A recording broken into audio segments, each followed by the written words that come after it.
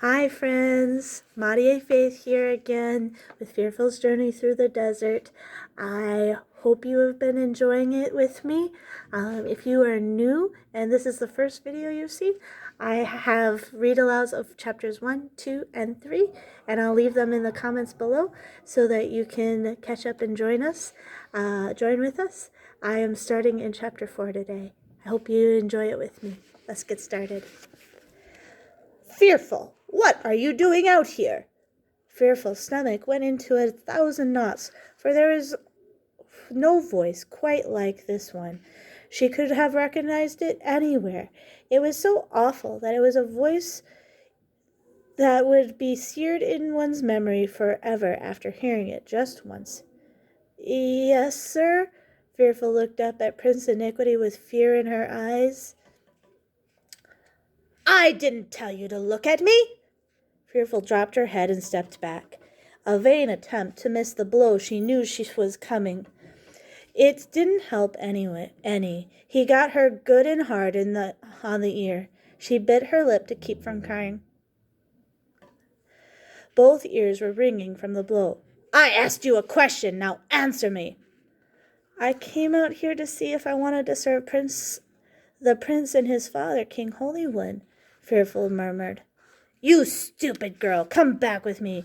If you don't, you shall be flogged until you don't even remember those names. Maybe that's a good idea anyway. Prince Iniquity grabbed for Fearful, but she jumped out of the way. Don't touch me or I'll scream and Prince Anointed One will hear. Fearful was really scared now, but she couldn't let this evil being know that she was scared. Oh, you poor deluded girl. He doesn't care for you. Come back with me, for I have always taken care of you. Prince Iniquity's words came out like honey, sounding quite different from the last thing he had said.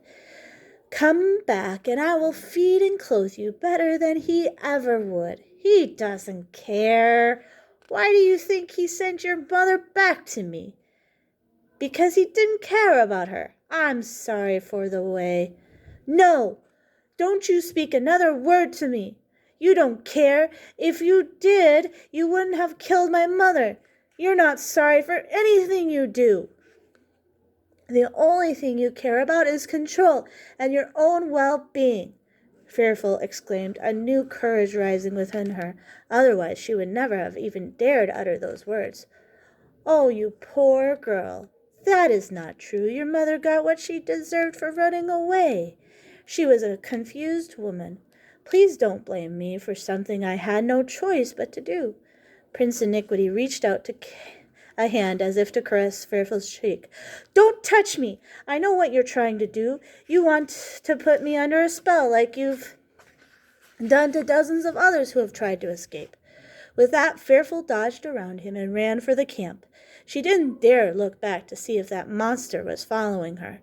She just kept running. What do you think? Do you think Princess Iniquity sounds like a monster? Tell me in the comments below. Thanks. Once back in the camp, she felt safe enough to look behind her. Thankfully, the only thing she saw was the open desert and oasis. That evil one had left, but she was sure it wouldn't be for long. She sat down on the log by the fire pit and covered her face. She stayed there for several minutes, catching her breath. Finally, she calmed down some and picked up a couple of flasks that needed mending. There was something she didn't understand. She had felt somewhat scared while standing in front of Prince Iniquity, and yet she had felt a boldness she had never experienced before. The hope she had started to feel that first night on her journey had risen up within her. It had been as if Prince Anointed One were right behind her, giving her the strength to say those words and then run away. She would never have run away otherwise. She would have been too scared to run away. No slave ran from Prince Iniquity without being dismissed, unless they wanted to be the victim of his horrible torture. What do you think? Would you have had the strength to run away? It would be hard. This guy's a cruel, nasty person. What she had said, though, had also made her think. Prince Iniquity didn't care. He was just a hateful, cruel master. something she guessed she had always known, and yet she would never have thought about unless she had said that. After she had calmed down completely, she grabbed 2 pails and hurried off to get water for the evening meal. She didn't want to have to be accountable to 2 hungry stomachs. It only took her a minute to get the water. As she was heading back, she saw someone running towards her. As he got closer, she saw that it was Tempting, the gatekeeper boy. She had met him as a little girl when she used to go to the market with her mother. Her heart jumped for joy, for he was a great friend. It was good to see his face again. "What's up, and what are you doing here?" "Greetings, Fearful. There's a beautiful spot just a mile from here to the east that I wanted to show you." "That's back in the land of enslavement. What if Prince Iniquity catches us?" "That evil one will never catch us. Come on. You have to see it when the sun is almost setting, or you don't get the full impact of the place. Come, please see it. It's really special, and you're the only one I want to show it to." He took her hand in both of his, filling her with a sweet desire. Fearful couldn't say no when Tempting asked her to do something. He had a way of sweet-talking girls. She and the other girls had started calling him Honey Tongue because he made everything sound so tempting and intriguing. "Come on, we will be back in plenty of time for you to prepare the evening meal." So Fearful dropped all reason and decided to go with him. Fearful set the buckets of water in the shade of the bushes and ran off with Tempting.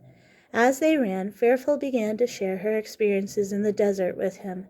Fearful was so caught up in her story that she didn't realize until later that their direction wasn't quite right.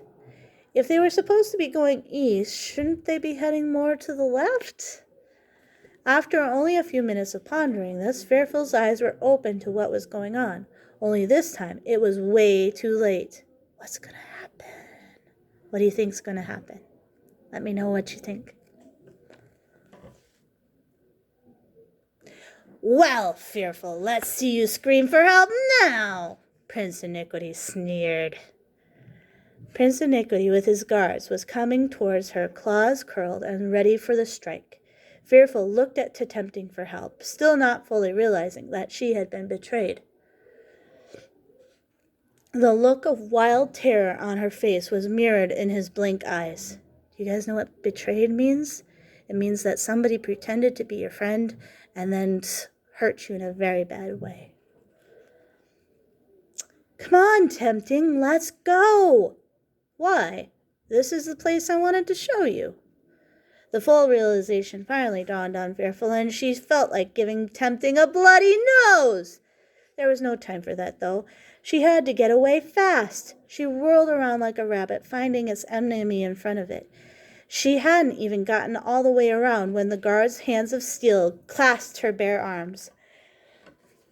"You can't say I didn't warn you," Prince Iniquity said as he stroked her cheek. Her whole body shook as a cold shiver went down her spine at his touch. She struggled to get free, but the guard's strength was far superior to her young girl's frame.